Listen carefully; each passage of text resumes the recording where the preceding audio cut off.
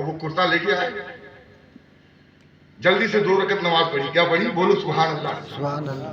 2 रकत नमाज पढ़ी। नमाज पढ़ने के बाद फारिग हुए, कुर्ते को सर पे रख लिया। कहे मौला, मैं अपने पीर का कुर्ता अपने सर का ताज बनाया हूँ। मौला, हज़रत अबुल हसन खिरकानी के कुर्ते के सदके में हिंदुस्तान की फतेहाबी अता फरमा।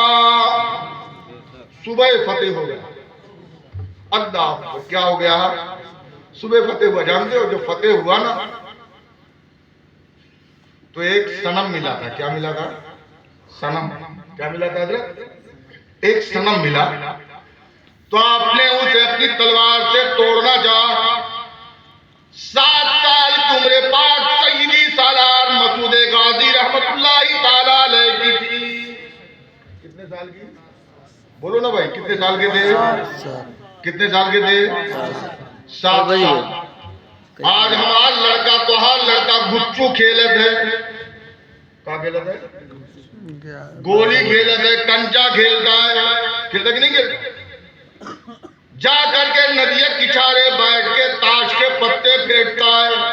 फेंकता कि नहीं फेंकता? माँ बहन की गालियां बकता है, लेकिन कुर्बान कल की माओ पर कि अपने बच्चों को तरबियत कैसी दी है। जब देखा कि मेरे मामू तोड़ने जा रहे हैं, दौड़े दौड़े आए, निपट गए। कहा मामू ये क्या करने जा रहे हैं? जबकि वहां के महात्मा, वहां के बड़े बड़े पंडवा ने कहा था, क्या बादशाह, तो तुम राजा हो गए, राजा, अब मुझ पर एहसान कर दो और फ्री का एहसान मत करो। इसके बदले में मुझसे हीरे जवाहरात ले लो और मेरा सनम मुझे दे दो। मेरा सनम मुझे दे दो। आप नहीं मानी? कहा नहीं, ये रहेगा तो इसकी इबादत भी करोगे। नहीं, ये नहीं रहेगा, न रहेगा बास, ना बजेगी बांसुरी। बात समझे ना? इसे हम नहीं देंगे। आके लिपट गए। कहा हे मामा क्या कर रहे हो? कहा बेटा इसे तोड़ने जा रहे हैं। कहा मामू तोड़ के मिलेगा क्या? तोड़ के आखिर इससे किसी का आस्था जुड़ा है, कोई इसे मानता है। अब वो आपका कायल हो गया, अब उसे आप दे दीजिए, उससे हीरे जवाहरात ले लीजिए, हमारी कौम परेशान हाल है, उसकी परेशानी दूर हो जाए। जिसके पास असलाए ना हो, असलाए हो जाएंगे। जिसके पास सवारियां नहीं है, सवारियां हो जाएंगी। सरकार इसे वापिस कर दो और इसके एवज में हीरे जवाहरात ले लो। आपने अपने उस भांजे को देखा नीचे से ऊपर। कहा बेटा उम्र तो बड़ी छोटी है, बात बड़ी अकलमंदी की करते है। अल्लाह अकबर, बात तो बहुत ऊंची करते हो। काटी गए, बुलाया उन पंडों को, कहा ये अपनी ले जाओ सनम को। ले गए वो लोग, लाए मनोमन हीरे जवाहरात सोने चांदी दे गए। अब वही उम्र बढ़ती रही और तबलीगे दीन आगे बढ़ता रहा। तो आपने आपको 9 साल की उम्र में सिपे सालार बना दिया। क्या बना दिया? सिपे सालार बना दिया। एक दस्ता देके आज 25 साल के हो गए है लड़का। वो 24 घंटा यह सोचत है कि कब पाई तो मौला ने गोली मार दी। ये काहे जुमो कहा था, आओ जुमा पढ़े, आओ जुमा पढ़े, ना कि जुमा पढ़े जाते हो रद्द करा था।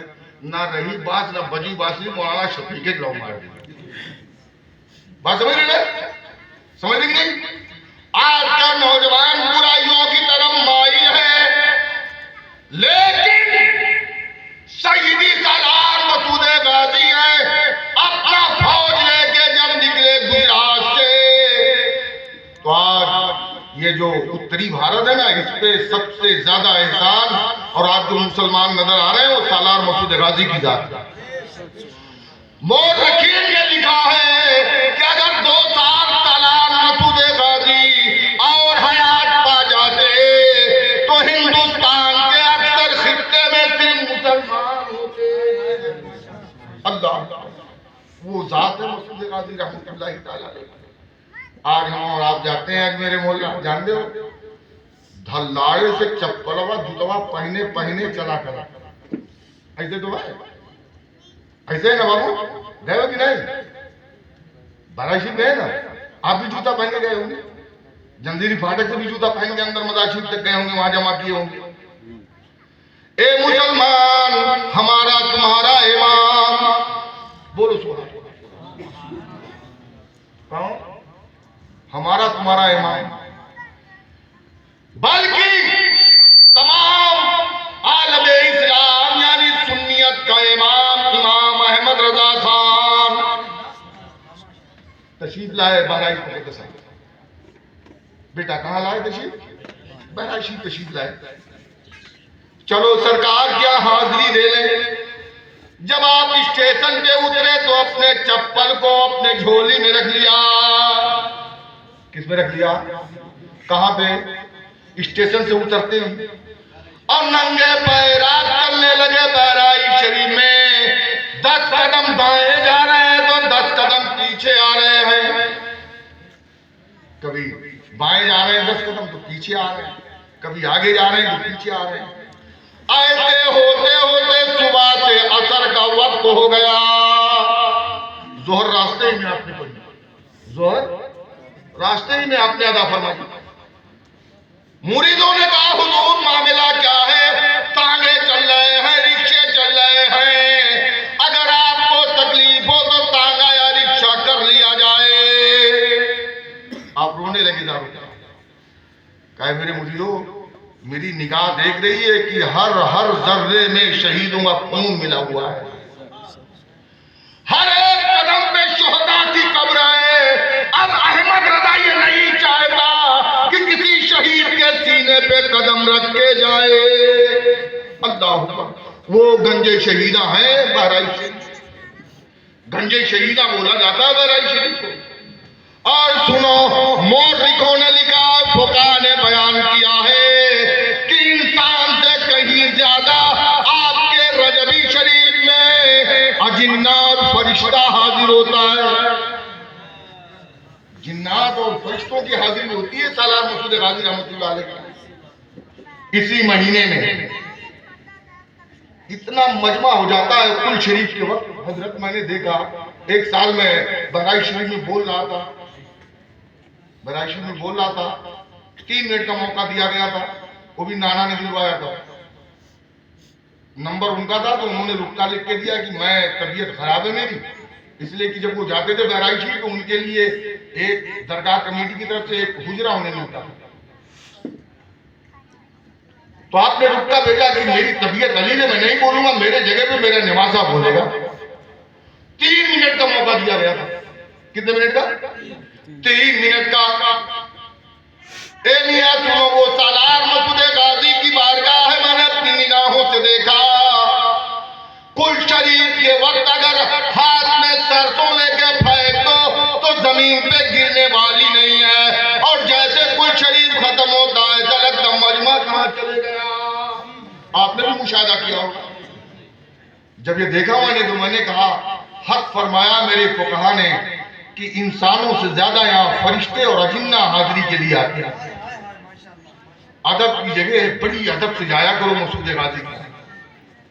गंजे शहीदा है वो, जन्नत के खित्तों में से खित्ता है बहराइच शरीफ। मैंने रिवायतों में पढ़ी है, अगर जन्नत का खित्ता देखना है तुम्हें तो कहीं मत जाओ, सालारे मसूद गाजी के आ जाओ, उस जमीन को देख लो, यानी गोया तुमने जन्नत का एक हिस्सा देख लिया।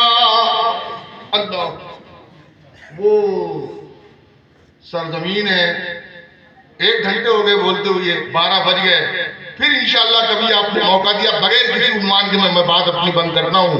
इसलिए कुछ लोगों के चेहरे पे, हमारी आदत है कि मैं जबरन नहीं बोलता हूँ।